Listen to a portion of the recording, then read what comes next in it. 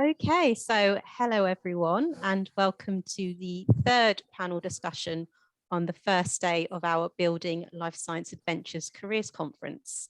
I'm delighted to be your One Nucleus host, opening this panel discussion on the topic of reinventing recruitment post-COVID. So of course, the last 2 years have been incredibly tough and difficult and have touched many different aspects of life. So in keeping with the theme of our conference, we're going to be discussing how this has had an impact on the recruitment landscape in the life science sector. So I'm delighted that we have Neil Walton of CY Partners to moderate our discussion today. And then I'm sure each of the panelists will have an opportunity to introduce themselves as well. So we have an excellent lineup. Very much looking forward to the discussion. So I'm just here to remind everyone to kindly remain muted whilst the panel are discussing the topic, but we want it to be interactive. So please use the chat box, which has been enabled, so you can drop your questions and comments, and we'll make time throughout the discussion to pick those up. We'd really like to get you involved and hear your thoughts and experiences as well. And we are recording the discussion so you can catch up on demand too. So not much more from me. So I'm going to hand over to Neil now to guide us through the discussion. I hope everyone enjoys it. Thank you very much. Over to you, Neil. Hi, good afternoon, everybody. Welcome to which again is Reinventing Recruitment Post-COVID.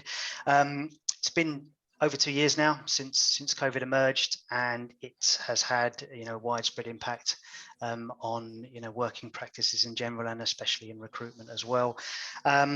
Just to introduce myself, I'm going to be chairing the discussion today. I am Associate Director at CY Partners. I started off my career with a degree in biochemistry in the late 90s. I then worked in a lab for about 6 or 7 years as a microbiologist. Decided that wasn't for me, and took a I suppose a sideways move into recruitment, where I've been ever since. About 17 years now, I think. I've been in recruitment, for a few years, and I've seen lots of changes in the landscape during that time, but not really anything as big as what we've seen over the last couple of years. So enough about me. I guess I'll bring in the others on the panel today. So Yvette. Hi, I'm Yvette Cleland. I'm Chief Executive Officer of a global staffing business called TPL Life Sciences. I, rather like Neil, started my career but within the pharmaceutical industry, and after 8 years crossed the floor over into the recruitment world. And it's really great to meet everybody here today. Okay, Sav. Hi everyone. Some of you, I've just looked at the participants list, and some of you already know me. So, I've been in talent and HR for about 22 years now. I moved into the biotech sector in 2015 and decided to leave biotech, and not leave biotech, but leave a very large organization and work for small clients, purely because I wanted to help build up, scaling organizations. I enjoy that kind of work. So here I am now, 3 years on since I left a large biotech, helped many clients such as Gyroscope, Mestag, Cleland, Alchemab, as to name a few, just helping building their HR department, scaling the organizations from a talent perspective. Okay, thank you. Danielle. Hi everyone. So I've been in recruitment probably about 11 years now. So I started in a large agency where I spent a considerable amount of time, and then I spent a couple of years working kind of dedicated in an exec search firm before moving in-house to join Abcam. So my role today is Global Talent Scout, which essentially translates as an in-house executive search consultant. So I look after all of our director level above recruitment for the organisation across the globe. And I also lead a team of volume recruiters as well in broader TA. For those of you that don't know, Abcam is a life sciences company headquartered in Cambridge. We're in about, delivering to about 130 countries worldwide. We've got about 1,600 employees now, and we're rapidly growing, so tripled in size in the last 5 years and expect to double in size again in the next 5. Okay, and Gareth. Thanks, Neil. Afternoon, everyone. Yeah, my name's Gareth Wadley. I'm a partner at the law firm Bristows, where I head up our employment, immigration and global mobility practice. I cover all aspects of employment law with a particular focus on the life sciences sector. And whilst the law is very much still a key part of my role, a lot of what I do now is actually to help our clients develop workforce planning strategies, which enable them to differentiate themselves from their competitors and react to some of the legal, political, economic, cultural developments, seismic developments that we've seen over the past few years, and in particular to attract and retain talent both locally but also internationally. Okay. So I think you'll agree we're lucky to have such a diverse and informed panel today. So hopefully they can share some really useful insights as we go through the conversation. So just to kind of introduce my thinking this morning, really was looking at the Office of National Statistics. They have said that between November 2021 and January 2022, there's noted 1.3 million vacancies in the UK, which I think is a record high and is on the back of 2 previous record-breaking quarters as well. So what that has really meant is that we're seeing skill shortages across the market, really, across the recruitment landscape. In areas where we may not have seen skills shortages before, in areas that you would have been able to find people quickly for, but also really highlighting some of those areas where we already had skill shortages, and it's really making I suppose the recruitment landscape challenging in those areas particularly. There was a talk by One Nucleus last year, and I think it was with regards to who's responsible for training and developing scientists tomorrow, and I thought we would start by touching on that, because when we find ourselves in a skills short market, we need to, I suppose, think about strategies of working towards solutions so that things like this, we're better prepared if they happen again. So Yvette, I know you have some thoughts on that. I do, and I think we're talking about scientists, and I was looking at some data that we had produced very recently. We actually will go out and monitor what's happening in the job market, and very interestingly, of all of the roles that are available within biopharma, 47% of them are clustered within scientific workers. Now, the problem is, since 2020, we've had, and I think this feeds into some of the data that you've had, Neil, we've seen a 74% rise in science vacancies. And the scarcity of new talent coming through is causing a real issue and problem here. Now, I may be slightly biased, but I think we have some of the best graduates in the world in this country. We have some of the best academic institutes. We have some amazing training facilities. The NHS itself offers some fantastic ways to train scientists that are new to industry coming through. I think that a lot of the courses that are available across industry, from the Royal Society of Biology, if you look at the Science Council and all of their members and what's available. So we don't seem to struggle, and also now looking at some of the really, really brilliant apprenticeship schemes that are coming through. So I don't think we struggle with the education. Where I think we've got a real problem in this country now is, if I go back to my starting career, when I joined Janssen, there would have been hundreds of graduates coming through every year and being trained up and staying with that business. We've outsourced so much of our industry now that there's a dropout in where we're really developing good training packages. And I think the other problem that we've got now is employers are asking time and time again for 2 years plus experience. And the question I always come back to whenever I'm working with an employer is, how did you get into the industry? Oh, well, I had a training program I came through on, and I was given this opportunity and that opportunity. And I said, but you're not offering that opportunity any longer. So if you ask me where the main responsibility does sit, I think employers within our industry have to have a really hard look at what they're doing internally, in what, new to industry roles they're doing, what investment they've got there for bringing people into the industry, or even cross-training, where some roles now are starting to no longer be as necessarily as they were as our technology and everything changes, and how we cross-skill train as well. So that would be my starting thought. I've got a lot more, but that would sort of be my starting thought.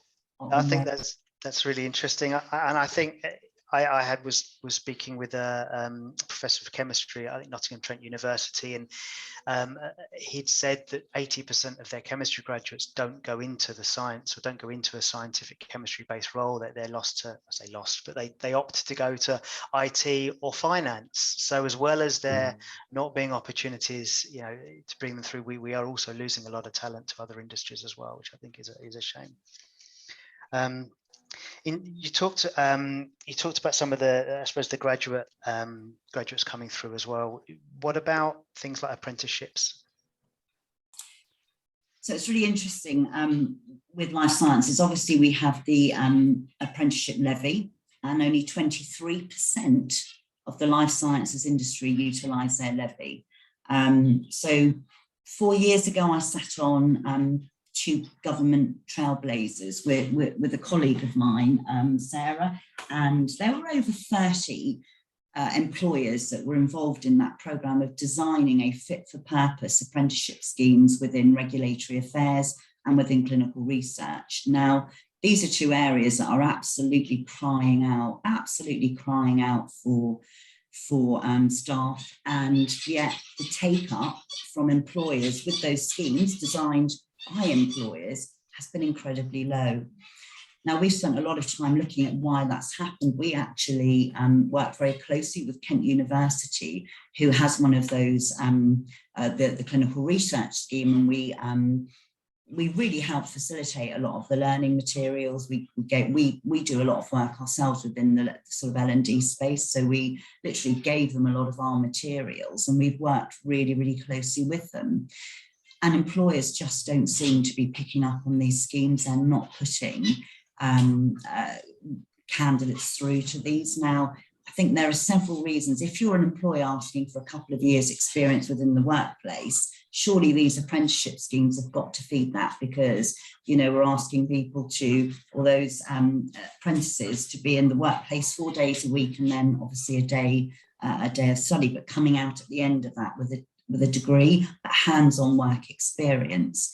I think some of the reason the uptake has been very low is there are a couple of fears from companies. Number one, they wonder how much support they've got to give to the apprentices coming through. And I think there are better ways that we could look at that as more of a sharing community around that, how we could support that, and also contacting the universities and finding out there's so much support that is available that's misunderstood.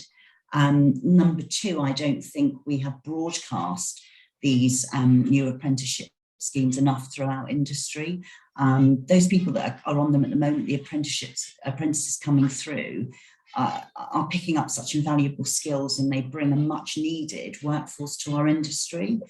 But really, we should be putting 20, 30 times the numbers onto those schemes. At the moment, with the clinical research scheme, there's only around 40 apprentices on that currently. There should be hundreds, literally hundreds, going through that programme.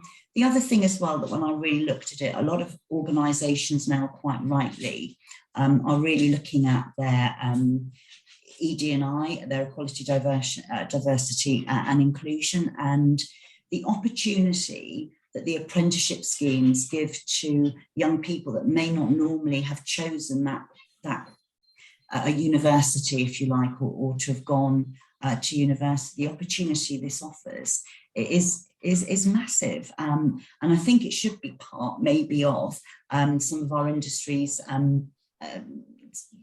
ED&I schemes to bring these youngsters through. I think it could make a massive impact, and also the innovation then that comes through that is wonderful to look at. So I really do think this is something that needs to be broadcast more widely. We have tried massively to be an advocate of it, but you know, there comes a point where there needs to be a lot more, I guess, collaboration around the apprenticeship schemes and the value that they bring. Yeah, That's really interesting. But if I was at the early part of my career and I was kind of faced with, do I go down the traditional university route or more an apprenticeship?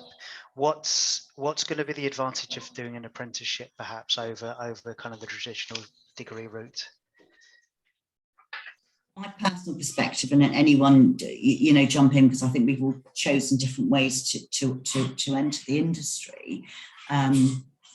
But I guess with the apprenticeship schemes, you're getting the on-the-job learning. Some people simply cannot afford to take out the loans that are required now to go to university. So that really stops some really, really, really talented young people coming into our industry. And that to me is a crying shame that is not broadcast more. And I think, again, looking at employers saying, I want 2 years experience before I employ somebody, gaining those on-the-job skills are just massive. No, I think really good points. Sav, did you want to say anything on that? I was going to say that. Yeah, sorry, am I on mute? No. No. Okay. So I totally agree with you that there. I think you're much more marketable if you've done an apprenticeship. It is cost effective in the sense that you are essentially the employer is paying for your education. You come out with a degree or a master's at the end of it, because there are different levels of apprenticeships as well. And I think one of the key things is that the real world experience that you get is exactly what employers are looking for. So later on we might touch upon critical thinking and so on, and other things that employers look for. But you don't really get that experience unless you're in a work environment. And you might do a degree, and and that's good as well. You might do a placement year, which is also very valuable, and we'll come to that. But apprenticeships, by all means, they're from my perspective, they're undervalued, right? There's a lot of levy out there that can be, what's the right word here, that donated to smaller, enterprises, right? That larger employers are not using, but certainly smaller employers can take from them. And otherwise as well, they can get grants as well. So it is an underused channel for homegrown talent, definitely. I think we also need to champion the success stories. I think that it's critical that those considering the apprenticeship scheme can see where the path is going to take them in parallel with your sort of more natural graduate routes into industry. And we don't see enough of that. We need people who've got sort of partway up the path and towards the end of it to actually be seen as really good live examples of how it works. And the other issue I see employers cite is there is still a certain snobbery around the term apprentice. And it's something I think the government has acknowledged, that maybe we need to actually call the scheme something slightly different to actually attract more talent into that route rather than through the typical university route.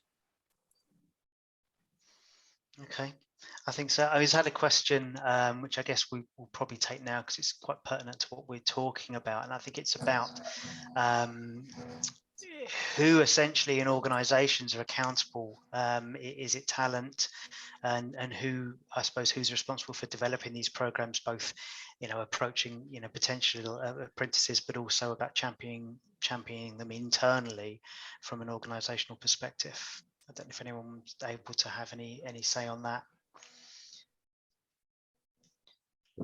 I think from my experience, what I've seen is that the responsibility does lie on the organization, but within the organization, it's really essentially everyone's responsibility. And that might be a very broad statement there, but yes, HR can do so much, but it's led by the business and the business needs essentially. Okay, so I think the responsibility does lie a lot with the business, and there's a lot we can do, and in some places we have done to encourage apprenticeships, in my experience. So definitely in the business side of the employer has a massive responsibility on this, but there's a lot of encouragement to be had from HR and talent teams to move forward with these. I think from Abcam's perspective, this is something we're looking at quite closely at the moment in terms of what our strategy is from early careers perspective, and that includes kind of all these types of things. It's driven really from the heads of HR, and they're looking at that strategically at the moment, and that'll be funneled down to the talent acquisition team really to drive. We don't have a dedicated early careers TA partner at the moment, but you do sometimes find that in organisations, and that seems to become increasingly popular. But we do have almost like a project partner in the team who will kind of lead those discussions, from a TA perspective. So that's kind of how we're looking at it.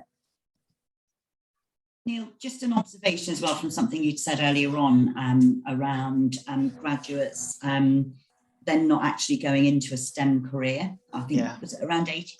Yeah, that's the figure we were given by a professor. Whether they're, I assume that's accurate. Yeah, and that's quite shocking, really, isn't it? That talent leaving our industry, not coming into our industry and going somewhere else. Now, again, if you look at the apprenticeship schemes, you're highly unlikely to have done a 4-year program and then leave the industry. You're far more likely, because you're already on a career trajectory at that stage. You're already embedded within the industry, and you're already seeing the wonderful careers that are available to you. Yeah. No, I think that's a really good point. Absolutely, it does ingrain someone into the industry, then, doesn't it? And they get to see the good work the industry does. I think sorry, Neil, just back on the particularly on the question. I think there's, in terms of who actually, undoubtedly HR develop the strategy and drive it, but it's got to have buy-in at C-suite level, and in particular, there's got to be some patience with it. So typically, organisations are evolving and growing rapidly, and they just want the quickest route to get the brightest and the best talent in to deliver their sort of short-term aims. I think if you go down the apprenticeship route, everyone's got to buy into the fact that there's a bit of a journey there, but they need to see what the reward is at the end of it and what the benefits are. And at the moment, I just don't think there's enough sort of visibility or discussion or debate around what the sort of 5 to 10 year benefits are versus the sort of quick 2 to 3 year, we need to build our business, we're looking at an IPO, we're looking at doubling our headcount, etc. There isn't that sort of long-term planning strategy that really sort of the apprenticeship schemes lend themselves to. Yeah, I guess businesses need to feel the pain a little bit more before they'll buy into it. I think that's often the way with change. Yeah, or look at a combination of the two. It's not just one. There's not one perfect route for this, and then there needs to be a bit of mix and match, to be honest. Yeah. Okay. I think related to apprenticeships, internships, and placement years. And so if that was something you've mentioned, I didn't know if you wanted to kind of elaborate on that a little bit. Yeah. So just a quick point, first of all, there is a difference between apprenticeships and internships and placements. So apprenticeships, longer periods of time, there's off-the-job and on-the-job training. You're either doing a bachelor's or some other vocational training. Internships are shorter periods of time, so there could be summer internships that could be for 6 months, and then placement years are normally about 9 months to a year. So just that clear distinction to any grads out there thinking about this, or any individuals considering internships and placements versus apprenticeships. But internships are a good avenue as well. So once COVID hit, the number of internships being offered fell dramatically, but there's been a dramatic increase in internships in 2021, and the trend is continuing. And so one of the reasons why we're seeing this is that organizations are now cautiously implementing their investment plans. So they had frozen due to the pandemic. So, and there are good reasons for employers to invest in internships. And I want to touch upon a few points. And if you are considering an internship, why would an organization, what value would it bring to an organization? But what value would it, bring to someone who's considering going on a internship or a placement? Well, from an organization's point of view, it's an opportunity for organizations to invest in their future, because it gives them an opportunity to discover future talent. It's helping more. It's also an opportunity for them to help more experienced staff. So experienced staff, they'll delegate the more junior tasks that require less knowledge and experience to interns, and this goes beyond the administrative tasks. So within a lab environment, especially where you've gained technical skills, then, this is very useful to scientists, for example, be it preparing media or whatever it is that they want you to do. It's a great way to provide managers, first-time managers, people management skills as well, by having an intern report into them. And a lot of managers find that interns offer a different angle.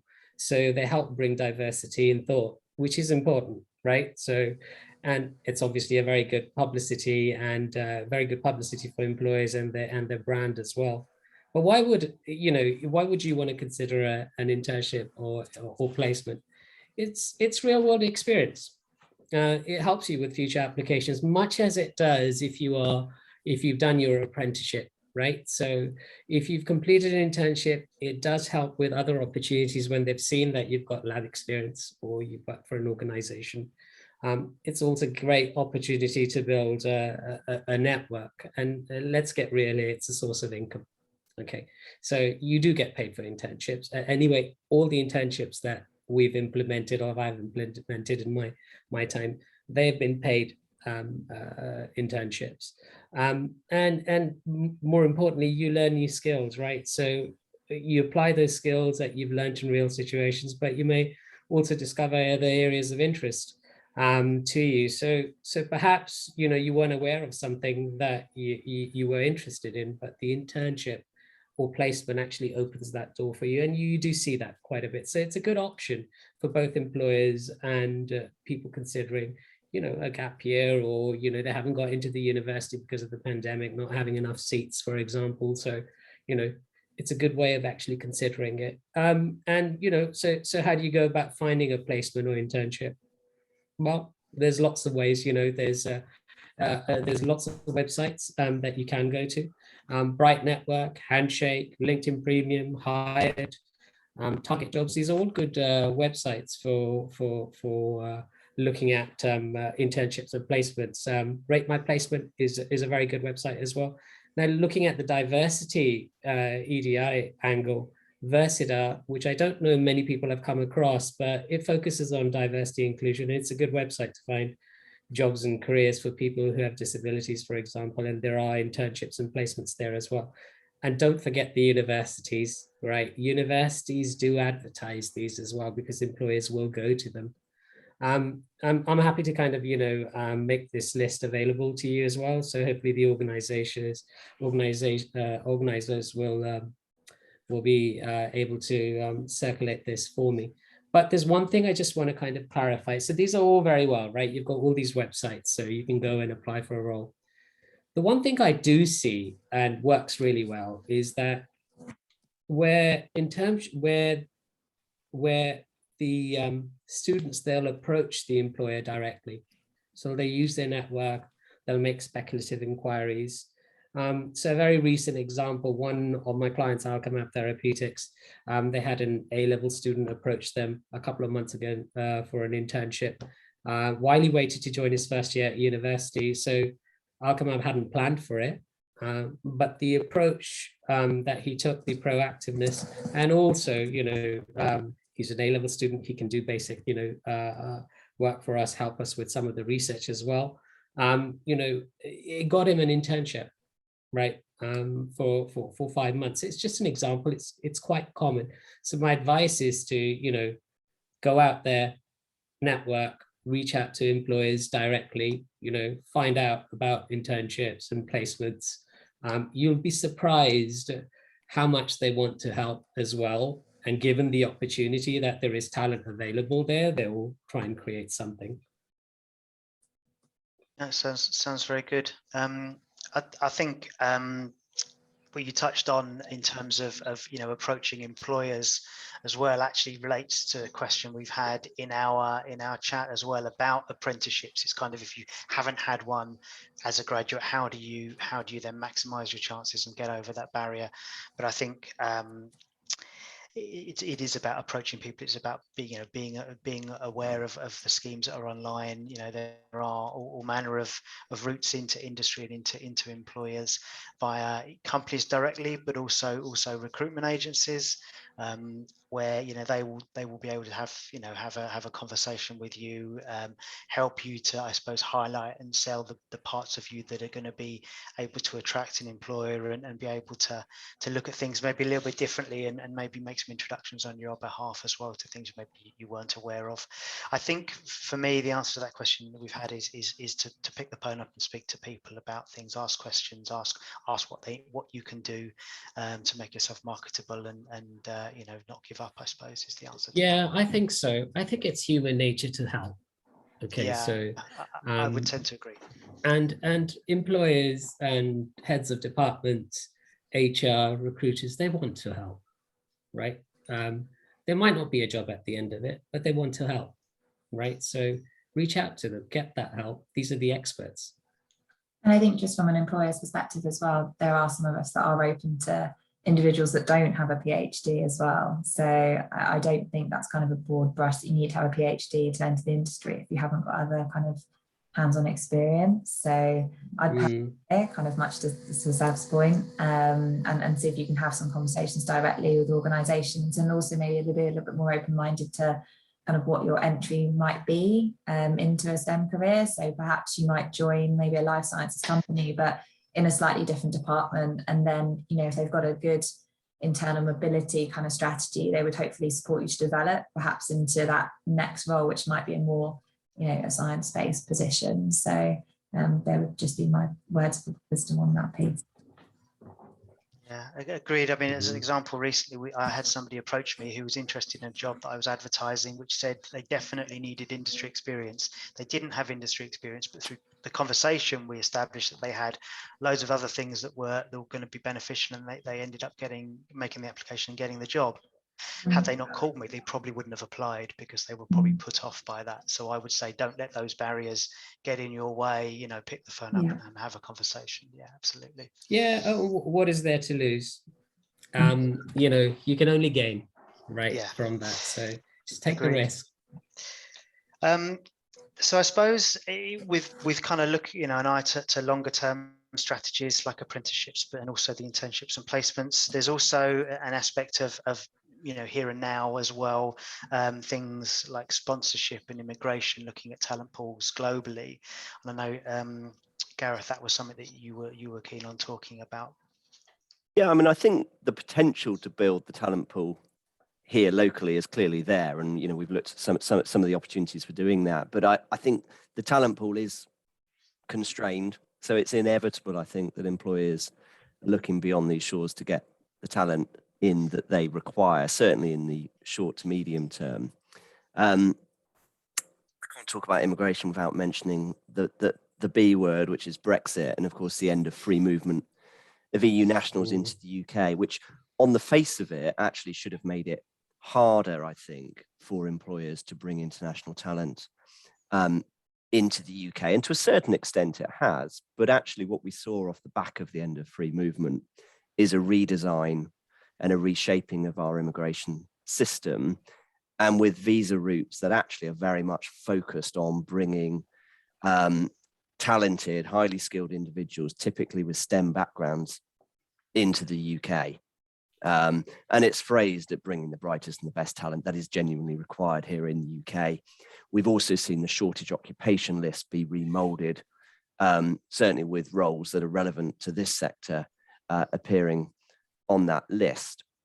But the starting position, of course, is that EU nationals now wishing to come to the work in the UK are treated in the same way as non-EU nationals. They're not getting preferential treatment. And so the ability for employers just to go to the EU for their talent, it's still there, but it's going to involve them sponsoring them under what we call a skilled worker visa, in the same way that they would have to sponsor someone coming in from the US, from India, from China, wherever it might be, from outside of the EU. Now, that creates an administrative burden, and it is expensive. Okay, so whilst employers have the option of going down that route, it's not necessarily sustainable for all of their recruitment requirements or all of the growth that they're looking to achieve. And so immigration needs to be looked at in parallel with a more sustainable workforce planning strategy for attracting people more locally from the UK labour pool. Having said all of that, sponsoring individuals now is relatively easier than it was pre-Brexit. The salary threshold has lowered, the skills threshold has lowered, and as I said, the shortage occupation list has evolved. And it's also worth noting that the Home Office has reintroduced what used to be called the post-study work visa route. It's now called the graduate scheme, which enables overseas nationals who've completed a degree here in the UK to remain in the UK without sponsorship and work for up to 2 years, and then look to switch into the sponsor route at the end of that 2-year period. And that is something that employers very much will tap into. And it is a means of keeping talent that have been trained at our excellent institutions here in the UK, keeping that talent then in the UK. So that's definitely a plus. But I do think the whole sort of immigration regime, employers, as I say, they get put off by the administration, the compliance requirements and the costs involved. And so it is very much just seen as one strand of their strategy as opposed to the sole solution to the small talent pool that we're all grappling with. I think HR has a role to play here, right? So HR talent teams have a role to play because in the short term, there is a cost for sure, right? But it's the value that the person is bringing in that we need to make, abundantly clear to employers, to businesses, and managers, the hiring managers. I think therein lies the challenge, right? Some are open to it, some are not, right? And it needs to be driven from the top as well. That it's okay to do that, right? So it's good to have that diversity. But yeah, there is that challenge, and I found that going back to your point, I found so far in the past 3 years, every client that I've worked with who has a sponsorship license, they take advantage, right, of the schemes that are available, right? So it is something, definitely an avenue out there. So if there are graduates out there who are thinking, what's the next step? Employers are very happy to help you, but also, if there are graduates who can go on to the graduate visa, is it called the graduate visa scheme now, right? So yeah. Is to go on to that as well. And I find that smaller clients and medium-sized clients are quite open, right, to that as well. So there is opportunity, definitely. And I wouldn't put myself, off by saying, oh no, I'll need a visa to work there. No, I think that's absolutely right. And I think actually this sector, possibly more than any other sector, is aligned with our new immigration system and all of the objectives that come with it. Other sectors have been materially impacted by the end of free movement because typically the roles within those sectors are not necessarily eligible for sponsorship. In life sciences, biotech, all of those roles are capable of sponsorship. And so as long as the employer that you're approaching holds a sponsor license, and there's a public register that you can search to see if the employer does have a license, then they should be in a position to sponsor migrant workers, subject to them being prepared to take on the cost. But we come back to, well, if the talent pool is so small, they will take on the cost, because certainly in the short to medium term, that's the only answer. No, it's good. It's good to have seen lots of changes recently, in the schemes, and I think hopefully it's meaning, more people, getting the jobs they want and more employers benefiting from that. Just a quick question on that though. What about the timeframes? Because I've had employers say to me before that it takes too long, and they're put off by the fact they may not be able to hire for 6 months. Is that still the same, or is that? We've had. Certainly the first year or so during COVID, there were all sorts of issues in terms of obtaining a visa, even before you got to the point of whether you could actually cross borders and enter countries in any event. But actually, we're pretty much back to normal now in terms of processing times. And certainly if the employer that you're approaching does already hold a sponsor license, and as I said, you can check that on the register, the process of them assigning a certificate of sponsorship to you and you then entering through your home country is very, very quick. I mean, 2 to 3 weeks. The delays come where an employer said, we really want to hire you, but we don't have a sponsor license. Obtaining a sponsor license can take anything up to 12 weeks before you even then get into the point of going through the actual visa application process. So that's why you'll sometimes hear it quoted back that we're looking at sort of 3 months plus to get someone in, by which point the world's moved on, the hire they needed, they're not necessarily prepared to wait that long, particularly if it's a relatively junior new entrant type position where it doesn't seem as critical to the business. No, okay. I think that's really interesting. So employers, go and get your license before you need it, essentially, is the message on that one, I think.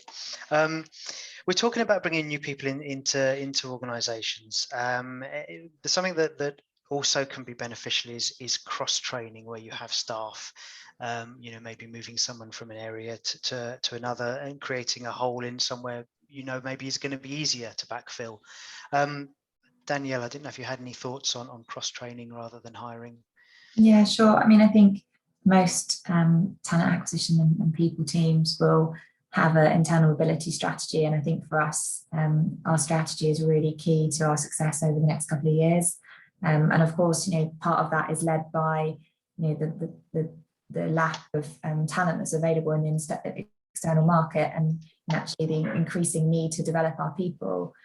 Which of course seems to be the right thing to do, morally, but also commercially as well, if we're going to maintain our growth. So, we're doing a lot around this at the moment, and some of the things that we're focusing on are kind of capability reviews across the organisation to understand, where we need to build and where we need to buy talent, and then consequently, working out what people could potentially move into those areas. So, from a talent acquisition perspective, we're looking at implementing new platforms into the organisation where every employee would be able to essentially build a profile, and they can put on their, their skills and what opportunities they'd be open to and what different departments they might want to move into. So that could be anything from, perhaps they're currently in logistics and they have a background in science and they want to take their first job in the lab. Next time we have one of those opportunities, they would almost get alerts, or someone could kind of search out their skills. So that would work across the whole organisation on kind of a global basis. And I think, as part of that, we hope that, there would be, sadly, less of a reliance on the external market, to anyone perhaps that's kind of listening to school and thinking, I'm really interested in running Abcam. Of course, we will still need to hire people externally, but it would give people internally both the opportunities to move, hopefully, kind of up the career ladder. And we have a hashtag at Abcam called Growing with Abcam. And really that kind of underpins the whole kind of thought process behind this. So, it's definitely really important in terms of how we continue to attract good people into the organisation, but actually it's more around, utilising the talent we've already got. Yeah. Actually, Neil, I think on Danielle's point, because that's a brilliant way, I think, internally, I think that's very, very forward thinking of Abcam. But another thing you can use is the apprenticeship scheme to cross-skill train. It's not age related, it's not experience related. You may have somebody that wants to come from clinical and transfer over into regulatory affairs, and being able to put them on, you can actually shorten the degree and the course time based on the current skills. So I think that's a wonderful way, and you can utilise your levy then as well, which can also make it a very cost efficient whilst retaining some key sort of talent within your organisation. Yeah, there's a real lack of awareness around that, though, isn't there? Everyone thinks of apprenticeship as just being step one, but that it's almost unheard of to actually hear people sort of talking about that and promoting it. Sorry, Tanya. No, I was just going to say, I think it ties into perhaps some of the things we might cover in a moment, but I think agile working has, of course, become more and more prevalent since the pandemic. And actually, one of the things that we've recently implemented at Abcam, for example, is job share across the whole organisation. So now almost all of our roles should be open as a job share. Now that has many benefits because it can support people going through lots of different circumstances in their life, whether it be they are studying, they're kind of, we need to look after aging parents, but also the quite interesting thing about job share is it enables potentially two people to maybe do two separate jobs together, if that makes sense. So you could have someone doing half of their job in the lab, and they could also be, you know, doing half their job in logistics as well. So I think it's about thinking more creatively about job roles and job design.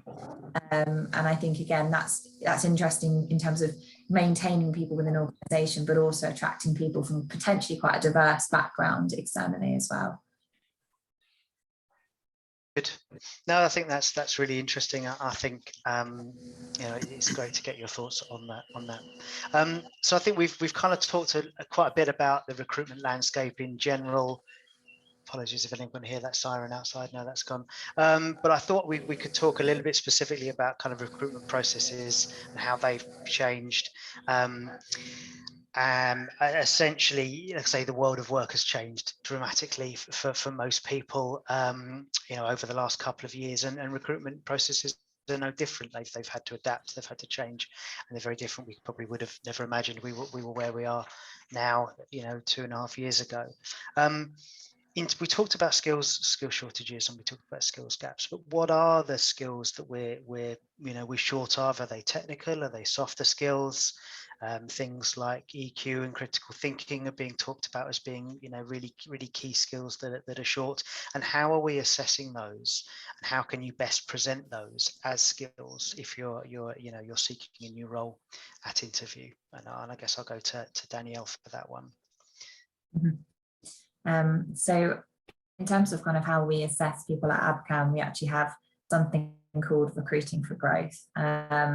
It's a framework that we put into place about a year ago now, and the understanding behind it is basically to ensure we have a structured and consistent way of interviewing people, and it basically ensures that, you know, any bias is hopefully reduced, and we can attract a real diverse, you know, pool of candidates, and, you know, everyone is assessed on merit and scored in a fair way. So that's all underpinned by JDI, which is, for those of you that don't know, stands for Judgment, Drive and Influence. It's a competency framework that a lot of organisations will use, you know, through their selection process. Ours will actually, you know, the programme that we have in place will actually build a template for each hiring manager to use during the interview. And then they will use that same template on every single person within that process, for the reasons that I've just mentioned. So I guess if you're an individual looking to get into the industry, a lot of organisations will have a similar framework like that. So it's probably worth going away and swatting up on, you know, some questions that might fall into some of those subject areas.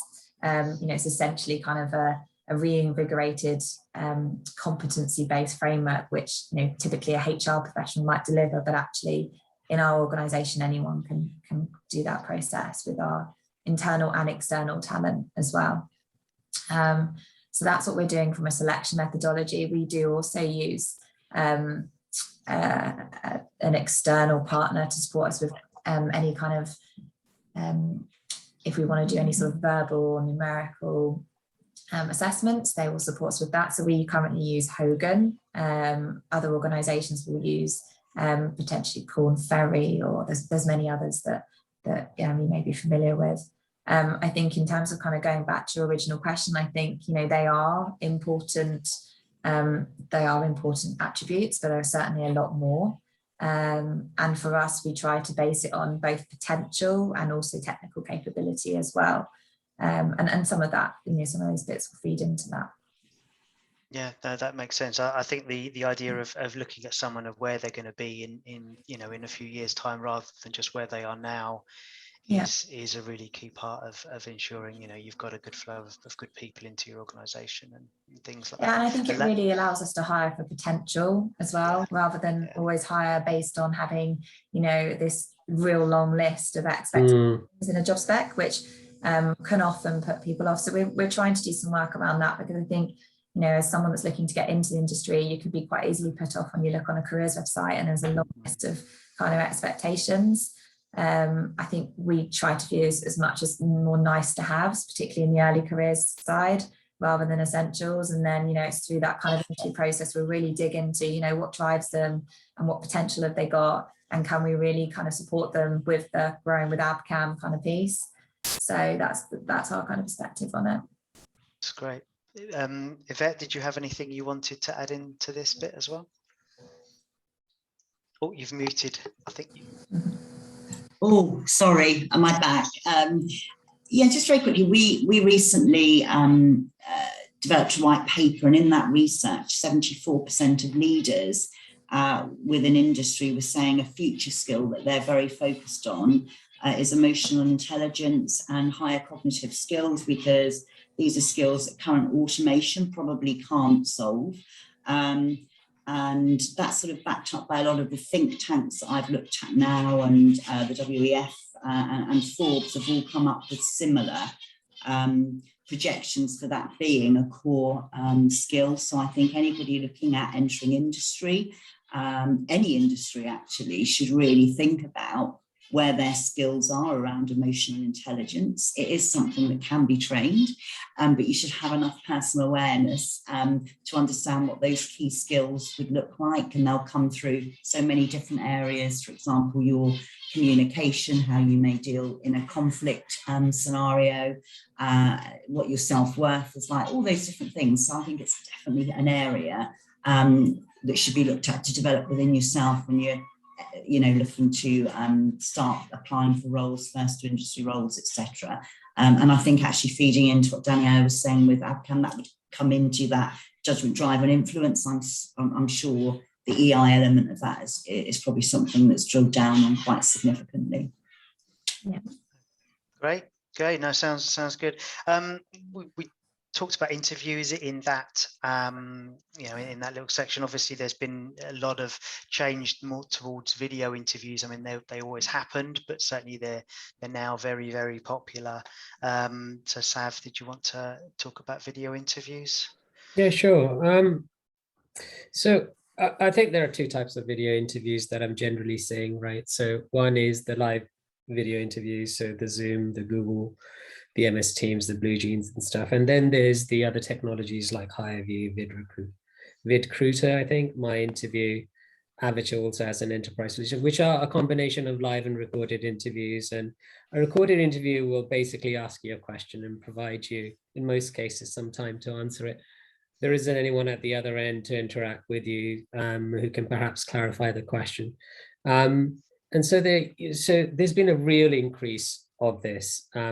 Definitely within my clients, a majority of the screening process, when I say, okay, if it's a 3-stage process, right, the first 2 stages are perhaps, going to be done via Zoom. Yes, it's great for the candidate to come on site, see what the facilities are and all that kind of stuff. But there's also the international dimension here as well, right? So some people are employed abroad. Okay, so, they don't need to be on site. The work, they'll never be on site. So, the Zoom interviews seem much more, commonplace. I'm using Zoom, right? Just to kind of as an umbrella for Google, MS Teams, Blue Jeans. I'm sure there are loads of other technologies out there as well. But, there are a few things that as a candidate, as a perspective, when you're looking at this, for you to know. Okay, so, so whether it's a Zoom or HireView, which is more of a recorded interview, make sure you're prepared, but best not to over prepare, because one of the most daunting things when we were implementing this at a large biotech, we were implementing HireView, it was nerve-wracking, to be honest, to be at the other end, being interviewed and getting 3 minutes to answer a question, right? And it was nerve-wracking. So from an employer's perspective, be practical about it. In some cases, it won't work. We saw a massive dropout on interviews for areas like bioinformaticians and so on, right? Whatever the reason is. So, just be a bit open and not to be over prepared, because that will add to your nervousness. Ask your recruiter for as much information as possible if you're unsure about something. In most cases, they want to help, right? So they will help you.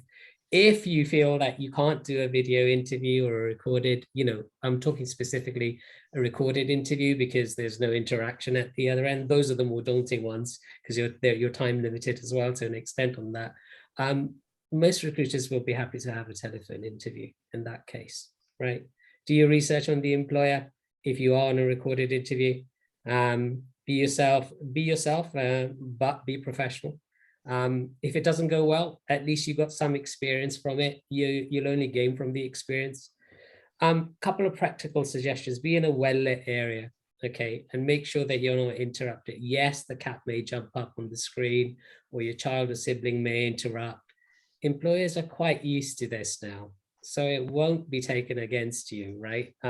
But try to be in a minimum disruptive place. And one last thing, always look towards the camera. Yes, modern technology, your camera might be facing in a certainly different angle, but don't look away while you're talking to whoever's on the camera. It's very off-putting to some managers. So those are some kind of like, some of the reasons, some of the tips that I have. But in short, expect a lot of Zoom interviews, right? Expect a lot of, perhaps not many recorded interviews, but, just make sure that, you are well prepared. And if you do want to see the site, and I always recommend it, do go to the workplace as well, at least have one meeting there, right? It gives you a real feel for, what the organization is like when you're on site. So just make sure that you go down there, at least have one meeting. But I think more and more gone are the days where managers and, they said everything needs to be done on site, right? That is, I think that can eat dust now. I think that's the short summary to that. Yeah. I agree. I think that's really good, and I think there's something that I've always do when I'm on a Zoom call, not an interview, in case my boss is listening. But I always hide my self view, so I don't spend the whole time looking at my own image as I'm speaking, which can be slightly off-putting. Which is a function I know you can do in Zoom. I think you can do in Teams as well. But that often helps. So it feels like it's a two-way conversation, as normal. And just. We haven't got a lot of time left. I'm very conscious of that, but I thought we would just jump into kind of remote and hybrid working a little bit, and kind of, what does remote mean? Does it, and what does hybrid working mean, I suppose? And Gareth, I know you had some thoughts you wanted to share on that. I did actually. I was just taking a note of Sav's useful tips. So far, my lights have turned out and my camera's dropped down. So I'm going to take those away with me, Sav. So thank you. On hybrid and remote working, we sort of lurch from one seismic world event to another. And I think the COVID-19 pandemic, it's had obviously terrible consequences globally. But if we're taking a positive from it, I think it's the radical changes that we are seeing to the way in which we work, and almost a sort of a fast tracking of the evolution of our workplace, beyond even the most sort of innovative and forward-thinking employers' dreams, I think, in terms of what's been achieved over the last 18 months to 24 months. And I think some organizations have had to react very rapidly to it, and as a result have done so in a very reactive way. Others who are perhaps a little bit more advanced in terms of the way in which they work, and in particular remote working, hybrid working strategies, they've found it easier, but they've also seen it as an opportunity to really differentiate themselves from their competitors and use this as an excellent recruitment and retention tool. And I think having an innovative hybrid working arrangement is now a crucial part of your recruitment strategy. Possibly even before asking what the salary is going to be now, candidates are saying, what's your approach to hybrid working? Will I be able to work from home? How does it work? How does that fit with your culture? And so for employers to be able to clearly articulate what their strategy is and the rationale behind it is absolutely critical. And it's not just recruitment. We look at retention, and Danielle made a very good point that I think if you can have flexible hybrid arrangements, that is part of your broader ED&I agenda. It's part of your approach to social mobility. And so it needs to be, any policy around that, organizations should be designing that, not in silo, but as part of a sort of a broader ED&I approach, and it's got to reflect the culture that you're trying to build or have built within your organization.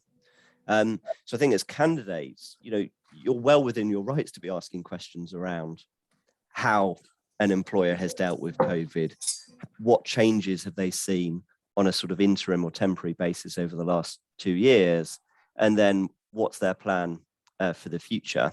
Very briefly, because I know it's 1:15, but just to touch on, this isn't just about local flexible arrangements. Increasingly, I'm having employers, organizations come to me and say, well, actually, how do we develop a strategy where we look at international remote working? We've talked about the relatively tight talent pool here in the UK. Is there a way of me actually engaging someone who could be sat in South Africa or India or China? They're employed by me, they're part of our organization, but actually I'm going to allow them to work remotely on an international basis, possibly without even a corporate presence in that jurisdiction. That is fraught with all sorts of tax, employment and immigration difficulties. And as a result, some employers will shy away from that, but others are again saying, well, it's worth investing time, money and effort in exploring whether that's an option for our particular organization. That's great, thank you. And I appreciate Alicia has popped into the chat, and we're out of time, so I'll hand back over.